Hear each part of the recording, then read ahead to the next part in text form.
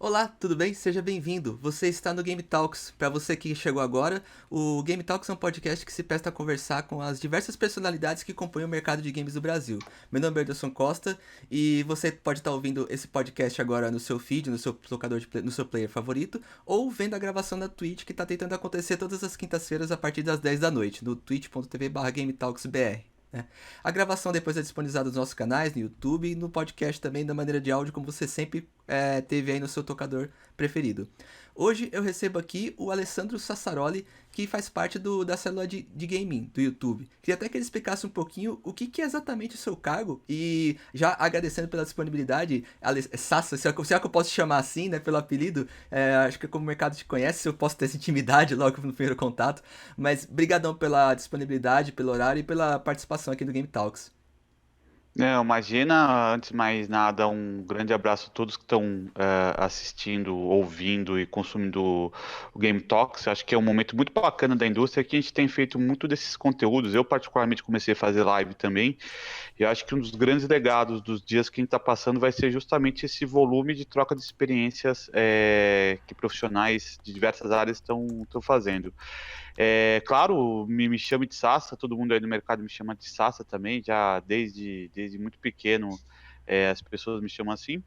E respondendo a tua primeira pergunta, hoje, assim, objetivamente, eu sou um gerente de parcerias do YouTube Brasil, assim como tem outras verticais, música, educação, e por aí vai, esportes e entre outras coisas. E eu sou responsável pela vertical de games hoje aqui, né? Então, é, eu tenho outros pares também que trabalham comigo nessa jornada aí de relacionamento com a comunidade. Eu tenho o Douglas, tenho o Bruno também. Cada um acaba tendo uma perspectiva mais focada. E eu hoje ajudo a dar o direcionamento, o entendimento do que o YouTube deve fazer junto à comunidade de criadores de conteúdo, junto aos fãs, junto aos publishers e desenvolvedores de jogos, junto à mídia, junto às marcas, que é um trabalho bem legal de estar se fazendo, né? Porque muitas marcas hoje querem entrar no mercado e não têm ainda ideia de como entrar nesse mercado de games. E mais do que nunca, talvez, acho que as pessoas não tenham tanto visibilidade de um papel como o meu, mas justamente fazer a interlocução, representar a comunidade brasileira, o mercado brasileiro junto à empresa lá fora. Legal. Se puder contar pra gente um pouco de como a sua carreira se desenvolveu até você chegar na sua posição atual? Sou publicitário, formado pela SPM. Na época que eu prestei vestibular, eu sempre pensei em fazer alguma coisa relacionada à comunicação social, tanto que de 5 vestibulares prestados, eu passei em 4, 3 deles eram jornalismo.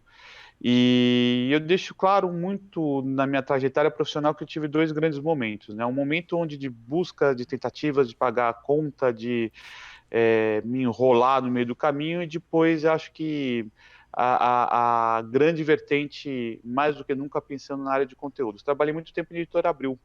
Então, na Editora Abril, eu tive a oportunidade de trabalhar com gente espetacular, com profissionais de diversas áreas do conhecimento, não só nos temas abordados pela Abril nos bons tempos, né, as editorias, né, as revistas, Contigo, Cláudia, Veja, Placar e tantas outras coisas, mas também que com gente que era especializada em apurar conteúdo, repórter, jornalista, editores, diagramadores, né? Então isso eu sempre fui muito encantado por essa questão de produção de conteúdo.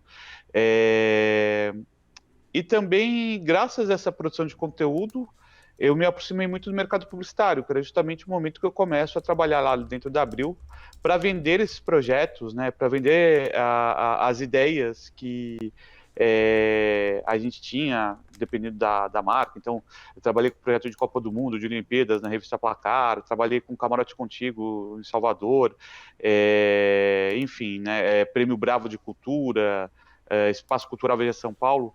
E graças a essa expertise, eu sempre tive muito sonho de trabalhar com marketing esportivo. foquei todos meus esforços, recursos para fazer cursos, para estar presente e relevante na comunidade e conseguir fazer com que isso acontecesse. Então, meus últimos anos de Editora Abril foram justamente no mercado dos esportes. Eu tenho hoje um grupo no LinkedIn que chama Sport Job, que tem 10 anos de vida. Até me surpreendi outro dia quando eu vi tanto tempo. Tem 4 mil pessoas que me seguem ali, 1.000 pessoas que seguem no Facebook também. E essa paixão pelo esporte que me fez fazer a mudança de carreira para o YouTube. Eu comecei no YouTube como gerente de parcerias para esportes, educação e notícias, isso há 7 anos atrás.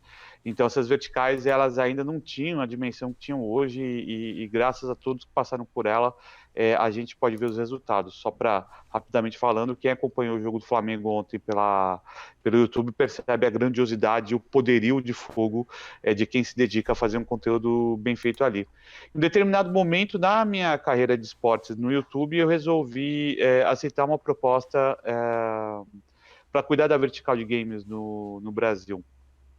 E para mim foi um momento muito interessante, porque por trabalhar no YouTube, já estava acompanhando quais eram essas dinâmicas, quem eram os criadores de conteúdo. Se eu for me lembrar lá atrás, né, os primeiros 2 nomes com quem eu tive contato foi o BRKS Edu, com quem eu meu parceiro até hoje, o próprio Monark, né, que era um dos primeiros nomes aí do mundo de games no Brasil, e foi, sem dúvida nenhuma, a decisão mais acertada da minha carreira, né, uma coisa onde muitas vezes a minha esposa vai perguntar para mim, ela falou, nunca sei quando você está trabalhando, se divertindo, estendendo o horário das coisas que você gosta, porque realmente o mundo é muito encantador. E eu acho que ele é muito encantador por uma série de fatores. Isso que também acho que,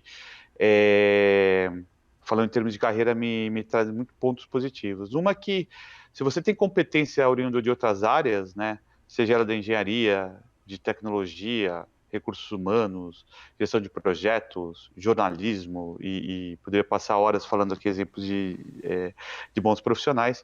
Sem dúvida nenhuma, hoje o Brasil conta já com uma infraestrutura cada vez mais profissionalizada em relação a isso, seja nas marcas, plataformas de vídeo, produção de conteúdo e por aí vai. Uma cena muito forte de empreendedorismo, né? Começando pelo próprio YouTube, onde você tem cases como, por exemplo, do Malaud, né, time de esportes aí que foi criada por um Bruno Playhard, que até outro dia, entre aspas, era apenas um youtuber, né, mas soube olhar, identificar tendências e fazer com que hoje o formato dele seja um dos formatos mais vencedores do mercado, mas a gente vê tantos outros exemplos, né, o próprio case do Free Fire, os jogadores que vieram por conta dessa nova geração, o Nobru, o Serol, o Idzão, o Corinthians Free Fire também, que é um negócio muito interessante, que eu brinco que eu sou o palmeirense que mais fala do Corinthians na vida, mas enfim. Mas hoje são números que chamam muita atenção. Então, assim, hoje eu brinco que o Corinthians é maior que o Corinthians, né? No YouTube, pelo menos porque o número de inscritos no canal do Corinthians é maior do que o número de inscritos no canal do Corinthians tradicional, sendo que o Corinthians tradicional é um canal quase 10 anos, o canal do Corinthians Free Fire tem cerca de 1 ano. Então, assim, você tem uma Wildlife Studio, que é um dos grandes unicórnios, um dos poucos unicórnios, né? Então, assim, para onde eu olho, eu vejo oportunidades, né? E não para me alongar muito, eu acho que isso se confirmou para mim agora durante a pandemia. É incrível, né? Eu acho que muitos profissionais, como eu, você acaba tomando decisões, tipo, vou começar a gravar conteúdo. Eu não sei, vou ser muito sincero que eu acabei conhecendo o Game Talks pelo seu convite, mas você vê que a indústria está falando mais, né? Os eventos Sim. continuam acontecendo, as visualizações estão aí, né? Se torna uma opção muito viável, outras formas de consumo de conteúdo, o profissionalismo das pessoas que estão vindo trazer conteúdo para as plataformas, enfim, né? As publishers investindo no Brasil. E então acho que foi um somatório de fatores e assim não tenho dúvida nenhuma, né, que essa minha paixão anterior por paixão e performance em termos de conteúdo, projetos publicitários, né, o mundo do esporte foi uma combinação perfeita, no timing perfeito para que hoje eu tivesse aí quase 7 anos de YouTube e 5 anos de mercado de games. Legal. Bom, a gente vai entrar falar bastante desse mercado e de todas essas suas paixões, mas me chamou uma atenção um ponto. Alguns dos convidados do Game Talks têm muita ligação com a paixão de games desde pequeno e o que leva muitos deles a trabalhar com esse mercado de alguma forma. E parece que você descobriu essa história dos games na sua vida conforme a oportunidade foi surgindo, né? Como é que isso se desenvolveu no seu Não, perfil? muito pelo contrário. Ou você tem essa paixão gamer desde pequeno e acabou, a oportunidade encontrou essa paixão também? Muito pelo contrário, eu acho que eu consumo videogame desde a época do telejogo, entendeu? Me lembro direitinho, eu consigo lembrar da textura do controle, né? Do barulho que o botão vermelho fazia, do cheiro da madeira do telejogo, entendeu? Fui da geração de Atari e eu me lembro, assim, voltando um pouco a falar de consumo de conteúdo, se você volta lá atrás, tem, né, o famoso 1983, que eu brinco que é o ano que o brasileiro virou gamer, né? Lançamento do Atari, de outras coisas, mas eu lembro a revista Som 3, que já começava a trazer matérias de gameplay, né?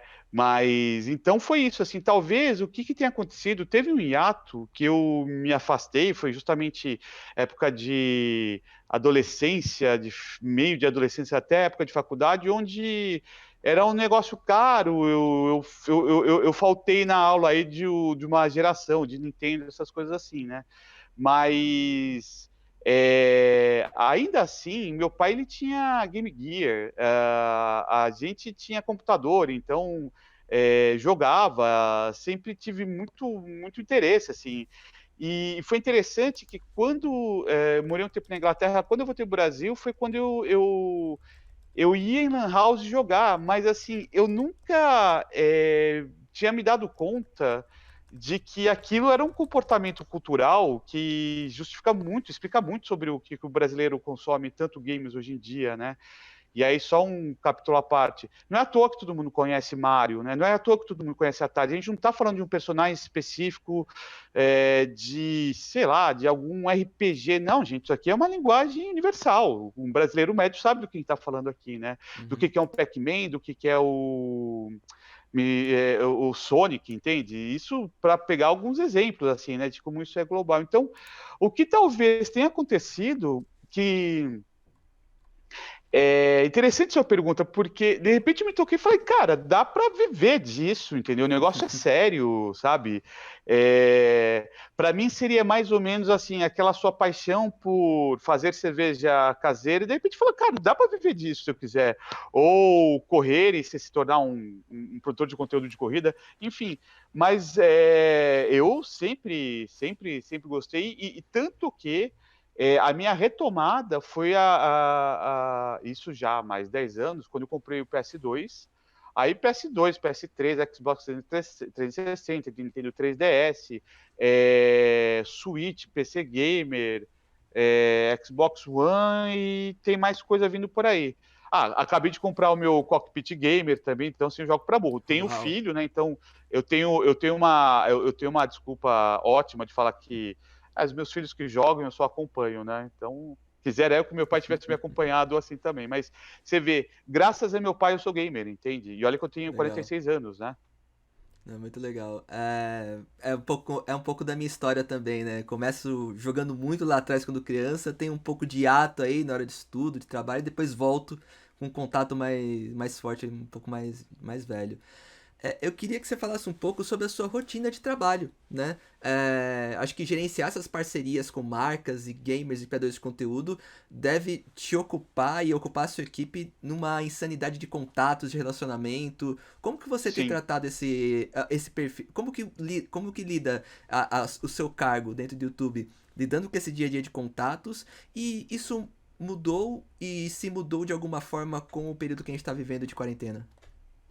Eu acho que talvez o grande mal de um mercado como o de games, que ele tem muita oportunidade.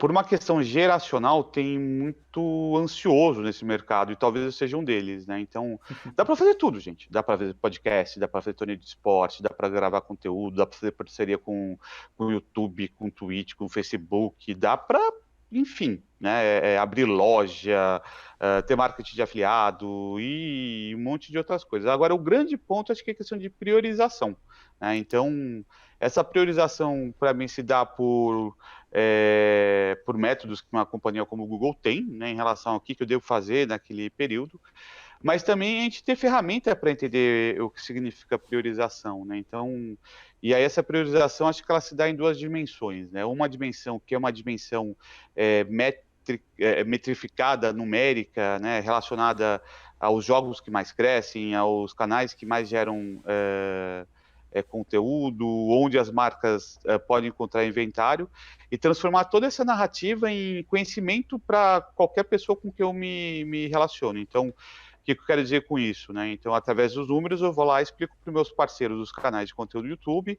quais são as tendências do canal, de mercado, e fazer com que eles tomem atitudes que consigam tirar o melhor proveito daquele momento específico do mercado, até porque é um mercado muito dinâmico. Essa priorização dos números que ajuda também a montar propostas ou ideias para o próprio mercado publicitário, uma coisa que demanda bastante. E eu acho que também tem um tempo muito gasto que, por incrível que pareça, e acho que todo mundo já passou por isso, né? Você pode estar no mercado que, no Brasil, tem videogame no mercado desde a década de 70, final da década de 70, a década de 80 teve um sem número de empresas que surgiram, muitas delas conseguiram se perpetuar, mas, enfim, vem e ainda consegue, e tem gente vindo para cá, publishers, a empresas chinesas, enfim, né, o YouTube e tantos outros empresas que estão por aí. Então, ao mesmo tempo que tem esse volume de coisas hoje disponíveis é uma indústria estabelecida, muita gente não conhece a indústria. Então você tem que explicar. E o mais interessante é que muita gente que por mais tempo que esteja no YouTube também não conhece o YouTube. Então você tem que ensinar, assim, é uma máquina que ela evolui, né? Ela está Muda exposta constantemente, né? a questões tecnológicas, legais, comportamentais, de plataforma. Então, antes se via no computador, agora se vê em celular. Então, muito do meu tempo eu gasto ensinando pessoas, explicando as pessoas, né? Educando, evangelizando, né? Então, muito em relação a isso, né? Mas acho que e aí assim acho que vale um aprendizado que eu tenho diariamente, assim, trabalhar com grandes apostas, né? Porque ainda que você veja um cardume de peixe à sua frente, um mar sem fim de oportunidades, fala, não adianta, você não vai ter tudo. Então, acho que isso ajuda bastante em focar do ponto de vista, como eu falei para você, mais de métrica, de número, de objetivos. E tem outro trabalho para mim que eu orgulho muito, e acho que me orgulho muito, e acho que o Google é uma empresa que reconhece muito esse tipo de coisa.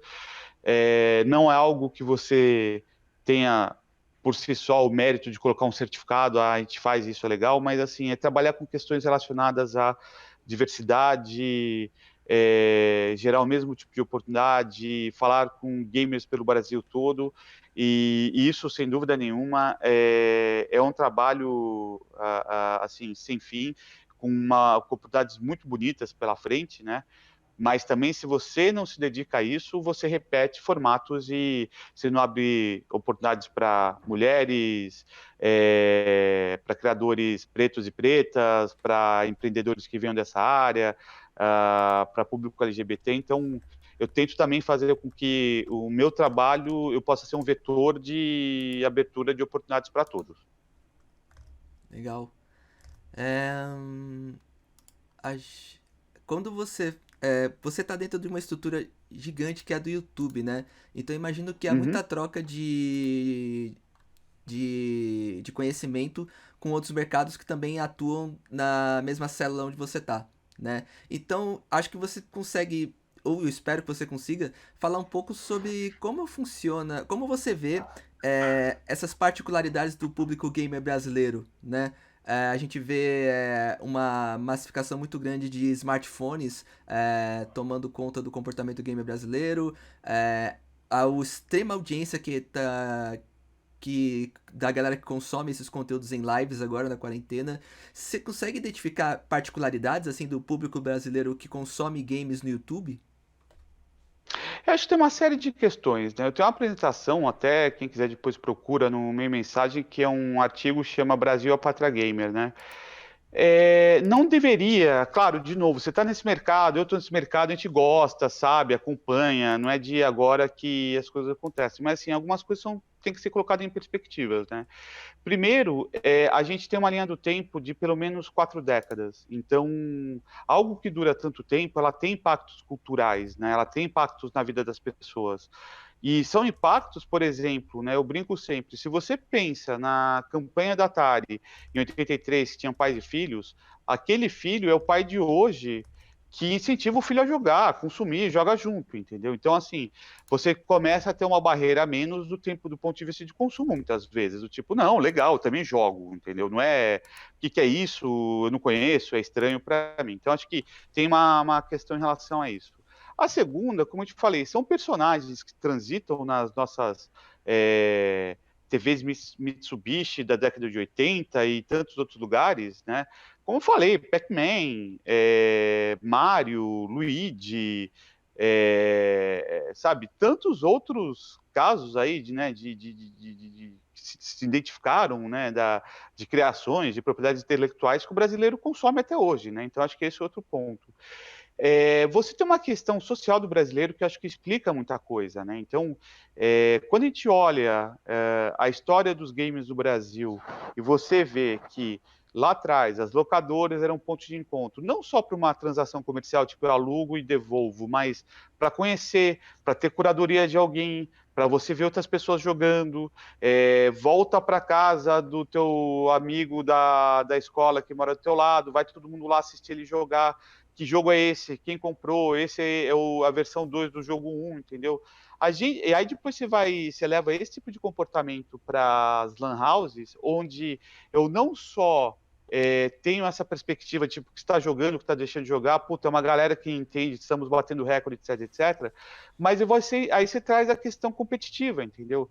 E aí, que eu acho muito interessante, eu vi no mundo dos esportes, o brasileiro adora competir. Infelizmente, a gente deveria Sim. competir em áreas mais sérias da vida, não que esportes não seja, mas assim, essa questão da competição do tipo do melhor, Deus ser melhor, em política, saúde e entre outras coisas, mas então, assim, a gente gosta, os campeonatinhos de escola de futebol, os intercolegiais, os campeonatos de clube, entendeu?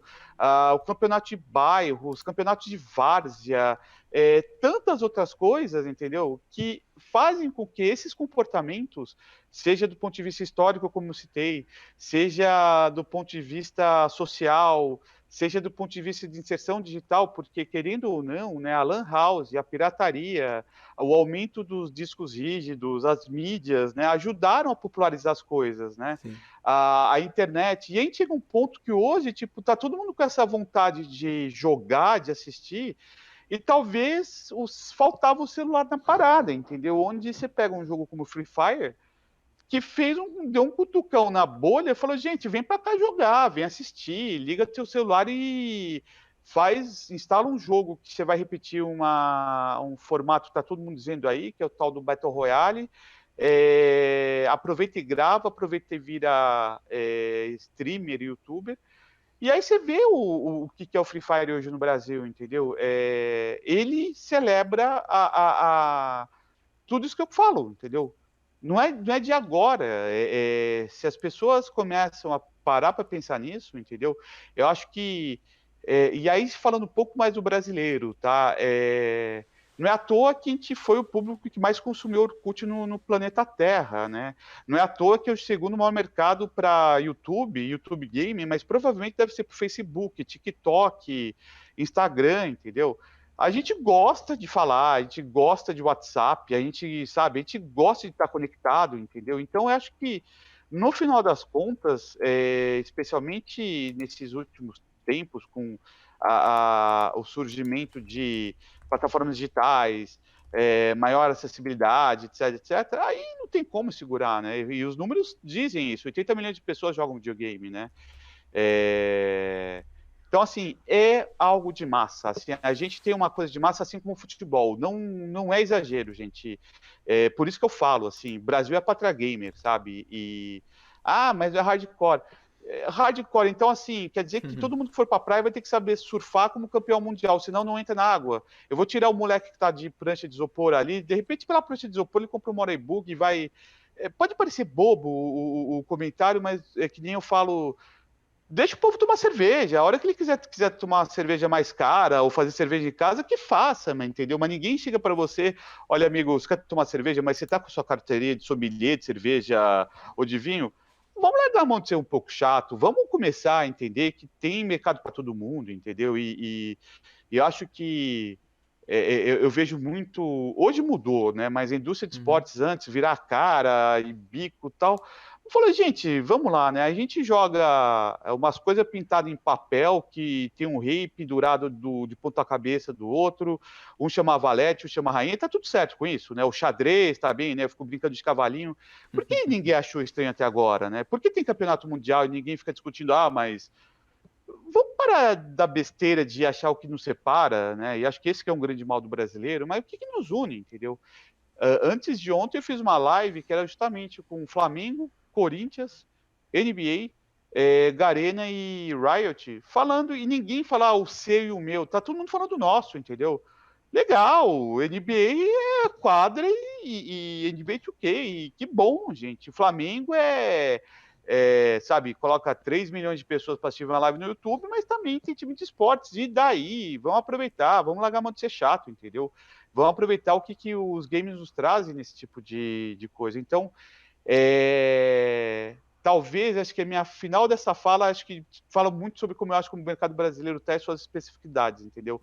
Maravilhoso, grande para burro, tá achando saídas criativas absurdas. Temos exemplo da Loud, do Corinthians Free Fire, de criadoras, de criadores da Final Level,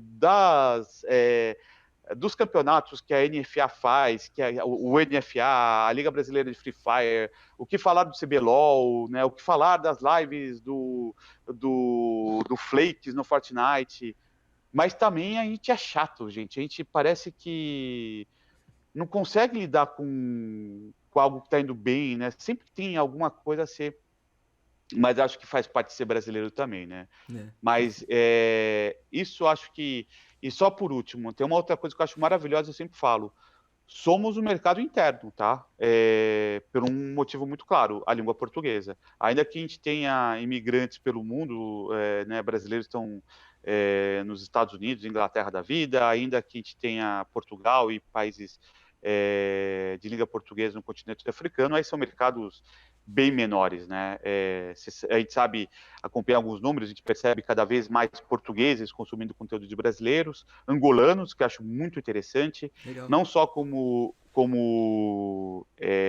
consumidores de conteúdo, mas gente aparecendo na cena de esportes também, vindo falar com a gente para entender o que dá para fazer, ou participando de eventos online, né? Então, eu acho que Anderson não é fácil falar, mas é um baita mercado de 80 milhões de consumidores, com todas essas oportunidades, apaixonado em produzir conteúdo, consumir conteúdo, graças a que eu te falei, desde a época de Orkut, ICQ, tudo, que gosta de competir, adora a cultura pop, então acho que isso que nos faz um dos maiores mercados do mundo e ser assim diferente de tantos outros. Legal. É, bom, a gente falou bastante do consumo de conteúdo. Eu queria que você, até você como profissional, tu consegue ter esse radar mais amplo até de tendência, né, de mercado, olhando o que está acontecendo. Você consegue então, tentar traçar um panorama de tendência de mercado de consumo de games, não especificamente de conteúdo nesse momento, que a gente está vivendo uma alta de preço gigante, dificuldade de acessar os devices, as pessoas levando a consumir conteúdo e a produzir, mas acho que a gente já falou bastante disso. Você consegue, tem algumas coisas que você está observando e que você tá de olho assim sobre tendências nessa parte do consumo de games de fato? Eu acho que tem todo um ecossistema que está aportando dinheiro nesse mercado de produção de conteúdo de games, tá? Então, você vai começar a ver cada vez mais, da perspectiva de produção de conteúdo, cada vez mais estúdios especializados, né? Então, a Riot tem seu próprio estúdio, a Garena tem seu próprio estúdio, São Paulo hoje deve ser uma das cidades do mundo com mais arenas, estúdios de esportes, com setup de esportes também. Temos a BBL, temos IGN, então, as TVs investindo nesse tipo de produção de conteúdo. Então, assim, se você investe em produção de conteúdo, a tendência é que, naturalmente, lives e vídeos venham com uma produção cada vez maior e suportando formatos como reality shows, premiações, campeonatos ao vivo, captação de conteúdo em arenas que anteriormente a gente não poderia pensar nisso, estúdios mais bem produzidos e por aí vai. Eu acho que também, cada vez mais, do ponto de vista do produtor de conteúdo individual, o youtuber, o streamer, eu acho que passa a contar com um ferramental para que ele possa gerenciar do seu próprio computador situações de conteúdo. Então, assim, eu falo por mim, eu estou usando o StreamYard para fazer minhas lives, a gente está usando o Zoom aqui. Então, essas coisas também acho que dão uma acelerada, especialmente agora, durante a pandemia. Então, gente, olha que bonitinho, ó. Comprei minha... Olha aí. Né, sou também agora um produtor de conteúdo, né? Então, acho que esse tipo de coisa começa a trazer uma preocupação intrínseca para, pô, eu vou para o ar, eu quero colocar, sei lá, uma luz melhor, um som para as pessoas me entenderem melhor, algum software que me ajude a fazer apertar um botão e quando sai o gol, o ponto, a vitória, o double kill, né, eu possa trazer algo assim. E, naturalmente, né, engrandecendo formatos já tradicionais, né, a gameplay, a análise de jogo, o React, o mundo aberto, então vou eu, você e os nossos amigos jogar, sei lá, Minecraft, Roblox e por aí vai, né? E aí também acho que tem uma coisa bacana que também vai acabar fazendo parte disso, que é a própria participação de marcas em formatos alternativos, né, de ativação. Então, mais quadros, por exemplo, marca A apresenta melhores momentos do CBLOL, ou a marca B entrega a sua comida durante a sua live, entendeu? Game Talks é patrocinado por Bibi, chegou o meu sanduíche e tantas outras situações como essa. Então, eu acho que tem esse tipo de coisa também. Eu acho que quando a gente fala também de monetização de conteúdo, e aí falando muito também em nome da plataforma que eu estou, mas assim, ferramentas de monetização alternativa como Superchat, Super Sticker, clube de canais, loja, entendeu? Para que você possa, através de um só lugar, gerenciar uma série de entregas, né, e formatos e oportunidades de receita para que isso venha até você. E aí, eu acho que eu estou falando, né, de um mercado que está cada vez mais profissionalizado, com a parte de recursos, gente que continua vindo para cá apostando nisso. E aí, naturalmente, você vai ver cada vez mais assim, conteúdos relacionados, por exemplo, a jogos mobile, né? Eu acredito muito no equilíbrio mais de faces na frente de uma tela, onde a gente pare de ver apenas homens brancos ditando regras ou a forma como as coisas acontecem, né? E a galera de periferia, e as mulheres negras, como elas estão consumindo jogos, né? E as narradoras, comentaristas, casters, e os gays, as lésbicas, os trans. Então, isso cada vez mais, e aí eu volto, entre aspas, me contradizer, falar que às vezes a gente é meio mal-humorado em games, né? Mas o games também, embora tenha uma toxicidade muito grande, quando a gente fala em tendência, é um dos lugares onde também você vê oportunidades disso acontecer. Então, é quase raro você pensar uma situação dessa na TV, para não dizer impossível, né? No games, meu amigo, abre teu canal e faz lá, você vai ter teu público, né? E daí? E acho que a beleza também passa por você ter ferramentas que podem te proteger, né? Ainda que não sejam perfeitas, mas você pode denunciar gente, você pode flaguear conteúdos, né? Você tem formas de falar com suporte de YouTube, você tem formulários, você tem legislação, né? Então, enfim, né, tentei assim cobrir muito do que está vendo por aí, mas eu acho que o mais importante, né, se você está falando de carreira aqui, se a gente está falando de tendências, para qualquer dimensão que a gente tiver, né? Vai montar um podcast, usa um software decente, usa uma captação bacana, e aí, de novo, gente, não quer dizer que você precisa gastar US$ 10.000, usa então um bom celular, né? Os celulares hoje te oferecem isso. Faça um logo, trate direito o seu público, o teu convidado, enfim, vai trabalhar com entregas comerciais, respeite prazo, sabe? Gente, eu estou falando meio gaguejado aqui, porque no computador ele entra no, no, no, Um protetor de tela, desculpe.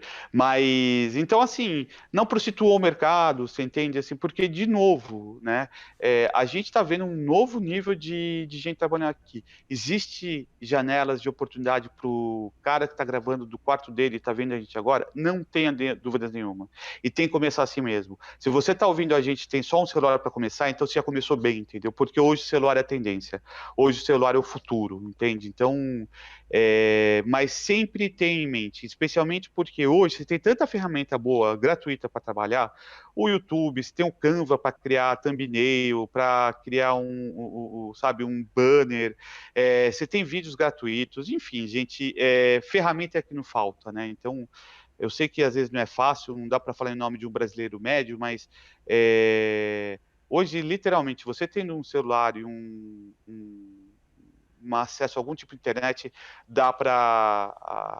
Eu acho que essa é a grande tendência, Anderson, ser profissional, tá? Isso Legal. mas tem espaço para todo mundo. Legal. E aí, como a gente falou muito pro criador, eu queria que você falasse pro profissional de marketing que pensa em uma carreira no mercado de games daqui a algum tempo. Como você se enquadra nessa área? O que você poderia indicar para quem está começando agora nessa carreira e deseja trabalhar no mercado de games em algum momento? Eu acho que mais do que nunca, cara, é começar a criar conexões e presença, entendeu? Seja aquele aluno que você fala, puta, minha vida inteira quis fazer aula, sei lá, de dança, de tênis de mesa. Vai lá pro fundo, entendeu? Mas comece a fazer parte desse ecossistema, porque ainda que você não tenha o seu lugar de fala profissional, ainda que você não conheça muito bem alguma coisa, você vai identificar nesse ecossistema e falar assim, isso eu consigo ajudar. Seja o que for. Eu sou ilustrador. Pô, legal, tô precisando de alguém fazer uma thumb. Eu sou do marketing tradicional, eu trabalho com CRM, porque no final das contas, as operações profissionais, elas vão refletir tudo que uma empresa tem, entendeu? Eu preciso lidar com o consumidor, eu preciso fazer contratos, eu preciso entender de mídias sociais, eu preciso fazer um pacotamento comercial, eu preciso treinar um time, eu preciso alimentá-lo, eu preciso ver como está a saúde mental deles, enfim, né? No melhor sentido, é uma firma como qualquer outra, sabe? Então, agora, é uma firma especializada, né? Então, o que eu sugiro, né? Comece a fazer parte de grupos, né, que tem aos montes, especialmente no LinkedIn. Geralmente no LinkedIn ninguém vai te tratar como noob, como eu sempre sofri quando vai jogar em sala de jogo novo, do tipo, ser escorraçado. Você fala, poxa, mas aqui não está escrito sala dos pro players, sala do esporte profissional da Cloud9. Não, não, não. Então, ou eu estou no lugar errado ou você, né? Agora, eu acho que o LinkedIn tem muito essa vantagem de você poder começar a circular por meios que vão te abraçar porque as pessoas sabem que elas passaram por situações parecidas no passado, né? Estudar também, porque tem muito curso gratuito, fazer parte de... quando você faz parte de algum tipo de learning, né, vai ter uma sala dos alunos, e aí vai começar contato, entendeu? Porque muitas vezes você vai trombar com alguém ali do tipo... Eu, por exemplo, sou de games, mas não seriamente eu sou um super especialista em esportes, entendeu? Vira e mexe, eu preciso lá beber na fonte, entender, especialmente a parte atlética do esporte, né? Como organiza, como é a Uhum. parte técnica, computador, como pune, como não pune, enfim, né? Os cursos que eu fiz, de repente o cara falou, pô, o cara é do YouTube Gaming, né? E aí, de repente, eu vejo que o cara também, ele é de uma outra área que me interessa. Então, aí que as conexões começam a acontecer. Participar de lives, entendeu? Muitas vezes, uma pergunta que você faz, a pessoa ouve o teu nome, tipo assim, esse aqui é o Pedro, de Portugal, que, enfim, quer se mudar para o Brasil, porque ele tem uma... Tô pegando situações meio absurdas, mas tem uma, Uhum. sei lá, uma experiência no futebol português e quer entrar no esporte brasileiro. Pô, que bacana, porque hoje já precisa de alguém com experiência de arena ou de negociação com materiais esportivos, né? Então, vá onde a comunidade está, seja onde ela está aprendendo, seja onde ela está produzindo conteúdos, participe, faça suas perguntas, entendeu? Infelizmente agora a gente começa a, a ter essa situação, né, de, sabe, sei lá, até quando a gente vai, de não ter mais interações físicas, né, mas quantas e quantas vezes eu não fiz evento no YouTube e convite aberto para o mercado, entendeu? E assim, não porque eu fiquei hashtag chateadinho que tinha 30, 40 pessoas, eu falei por mim, tudo bem, 40 pessoas, dependendo do mercado, eu tô falando com 100% do mercado, né, mas eu fico pensando, eu estou abrindo uma oportunidade para muita gente que de repente vai lá e marca não aparece. Eu falei, é isso que, quando você fala fazer network, é isso, não é um e-book que você baixa de 120 páginas e fala, eu acho que mais do que nunca, entre em campo. Você vai dar canelada, vai falar besteira, entendeu? Vai usar termo trocado, vai falar desporto eletrônico, não tem problema, gente. Eu falo besteira até hoje, isso que. E outra, gente, não é um mercado de 20 anos, de um CEO de 67, de gravata e tal. É tudo molecada, ou gente que tem cabelos brancos como eu, mas estamos aí trocando ideia, entendeu? Eu acho que o grande lance é esse. E mais do que nunca, gente, acho que também tem uma coisa, assim, a atenção onde você gasta seus recursos, porque muitas vezes eu acho que vale mais a pena você insistir e criar um network dentro desse mercado do que falar assim, vou fazer um MBA fora do Brasil, vou pegar $50.000 e investir nisso. Vale a pena? Vale, mas pensa que às vezes você tem caminhos mais curtos, e às vezes a experiência profissional pode te dar uma alavancagem cada vez mais rápida, né? Do que você fala, não, só quem fez o curso. Não tem curso, gente. Quem está fazendo está montando agora um curso, né? Trabalhem, se joguem, entendeu? E mais do que nunca, lembra que esse mercado é um mercado que te oferece oportunidades empreendedoras, né? Do empreendedor individual muito grande. Eu posso criar conteúdo, eu posso prestar serviços no Fiverr da vida, eu posso ter meu podcast, eu posso ser jogador, eu posso organizar campeonatos, enfim, gente, põe a cabeça para pensar que às vezes fala assim, eu nunca vou trabalhar no YouTube Game. Talvez não, porque tem 3 vagas lá, né? E, por favor, não tente tirar do meu lugar, pelo menos agora não, né? Mas a realidade das marcas é essa, assim, se for falar o Facebook Game, não tem uma empresa com 65 pessoas, sabe? É muito raro, então, e cada vez mais as oportunidades vão surgir no lugar que vocês não imaginavam agora. E aí também tem uma outra coisa, né? As pessoas não sabem procurar empregos. É uma crítica, eu entendo, porque eu procurei muito emprego na vida, e eu falo o seguinte, tá? Se vocês forem em sites como vagas.com.br, o Indeed, indeed.com.br e o próprio LinkedIn, se você colocar lá games, gaming, esportes, Brasil, gente, vocês vão cair para trás com volume de vagas que é postada diariamente, inclusive durante a pandemia, tá? Atenção que a gente tem Wildlife Studio, você tem Hoplon, você tem um monte de desenvolvedores de jogos que as pessoas não dão o devido valor e são empresas aí brasileiras com 200, 300 funcionários, entendeu? Então, assim, de novo, e são os empreendedores que estão por trás das empresas têm um olhar muito mais rápido, ágil em relação às oportunidades. Então, muito provável que esse cara te dê um desafio de criar um time de esporte do que você entrar numa marca mais tradicional, mais amarrada, engessada, e esse caminho pode ser, inclusive, até mais, como chama? Decepcionante, porque você não vai conseguir colocar em prática ideias que você tem. Legal. E aí, pra gente encerrar o papo, eu queria que você indicasse pro ouvinte alguma coisa que você tá acompanhando, lendo, ou mesmo jogando no cockpit novo. Você já conseguiu estreá-lo. Gente, assim, uma série de coisas, assim, muito interessante que você falou. Em termos de jogo, eu tô jogando NBA 2K com meu filho, que eu acho que é um negócio muito interessante, uma forma de você se conectar com, eu falo sempre, né, o gamer de ontem é o pai gamer de hoje, então são momentos legais em termos familiares, né, de manter 1 hora, 2 horas de papo. Eu acho que também tem especialmente acho que uma dica para pai, tem uma questão cultural interessante que eu já passei, com FIFA e estou passando com o NBA também, que ele começa a se interessar pelo jogo, Uhum. e pela história do jogo, e pelos sobrenomes que estão aí. Então ele já começa a trazer assim, esses caras são, sei lá, tem gente espanhola, tem gente africana, tem gente sul-americana, né? Esse time fez o recorde de pontos, era outra franquia, né? Então você começa a despertar o interesse por uma outra forma de business, de esportes, né?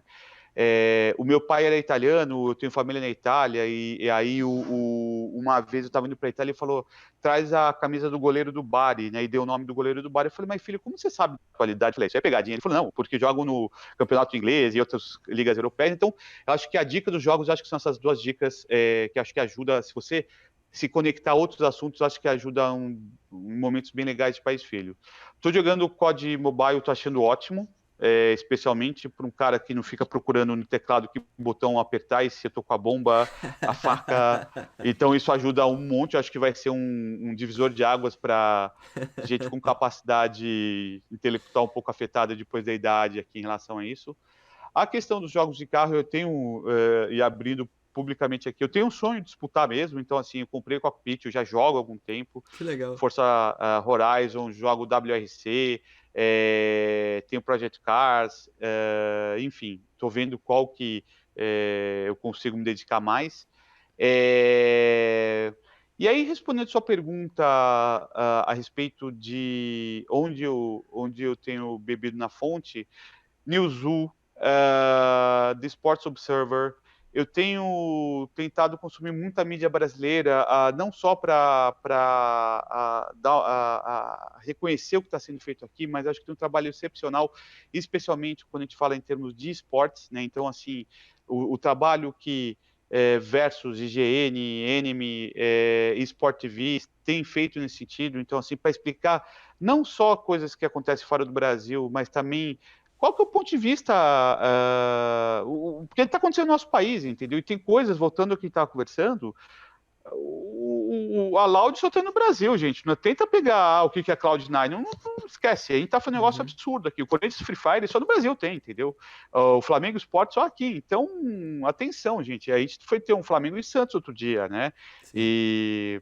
Então, acho que tem essas fontes de coisa. E eu também tendo a acompanhar no LinkedIn os perfis de empresas e profissionais que fazem parte do meu mercado, porque tem uma coisa muito bacana aí. Geralmente, a galinha cocorece quando ela bota ovo, né? Então, é que eu descubro o que estão lançando, uma nova websérie, um novo patrocínio, né? Porque todo mundo vai comemorar, todo mundo vai falar, olha, sei lá, BMW fechou patrocinar o BOC. Então, às vezes, ela te dá é como fosse um sininho do YouTube falando, ó, cara, novo patrocínio no ar. Eu falo, pô, bacana, né? Não tinha pensado nisso. Então, acho que são algumas fontes bacanas aí. E aí, se você me permite fazer meu merchan aqui também, eu publico muita coisa, e também eu tenho um canal no YouTube, que é youtube.com/, Alessandro Sassaroli, mas procura pelo nome, Sassa, tudo, que ali, mais do que eu produzir conteúdo, eu tenho feito curadoria de conteúdo, inclusive eu vou colocar seus episódios ali. Então também que é justamente para Obrigado. isso, ajudar as pessoas a encontrar um volume maravilhoso de conteúdo em língua portuguesa, inclusive, a respeito do mundo de games e esportes. E aproveitando, ali tem um documentário feito por uma produtora brasileira sobre a história de games do Brasil. É muito legal. É muito legal. É muito legal. Negócio de nível Netflix, assim, é muito, muito bacana, assim, gente. Vale a pena, de novo, vamos consumir mais produto brasileiro, gente. Tem muita coisa aqui, tem jogo bom, criador de conteúdo, jornalista, podcast, entendeu? A gente, por incrível que pareça, a gente, o brasileiro está ajudando a escrever a história dos games no mundo, gente. Assim, isso é muito poderoso, entendeu? Vamos pegar essa propriedade pra gente, vamos deixar o legado escrito, entendeu? Porque daqui a pouco, eu não queria ver como às vezes acontece no Brasil, se falar assim, agora meu filho vai fazer a escolinha do Barcelona. Por que a escolinha do Barcelona não do Palmeiras, Corinthians, Santos, Flamengo, Fortaleza, né? Por que tem que dar mais audiência para alguma coisa? Não é para não dar audiência, muito pelo contrário, né? Mas vamos, né? Outro dia, uma brincadeira que eu faço com um amigão meu, que vamos deixar de ser jabuticaba, vamos ser açaí, gente. Não tem problema ser brasileiro, mas vamos ser um international brand, entendeu? Então vamos ser Havaianas da parada, né? Então, vamos ser orgulhosos de quem a gente é, mas trabalhar num nível de entrega global. E já estamos fazendo isso. Legal. Sassa, queria muito agradecer pelo teu tempo, pela participação aqui nesse episódio, desejar aí bom trabalho e boa sorte lá no YouTube com todo o trampo que vocês têm e agradecer de novo pelo tempo, pela disponibilidade para gravar esse episódio aqui comigo. Obrigado. Imagina, e parabéns pelo trabalho, mais uma vez, acho que você é um dos tantos bons exemplos que a gente tem aí de como uma indústria que está a fim de dar as mãos uns para o outro para a gente criar uma economia dos games no Brasil como já existe. Então, quero agradecer quem está com a gente até agora e agradecer quem depois for ver esse vídeo, se for o vídeo, então já fica meu abraço. Você está ouvindo esse recado agora porque ficou até o final. É isso aí. Obrigado a todos que ouviram até o final e que assistiram aqui a live. Abraço e até o próximo episódio.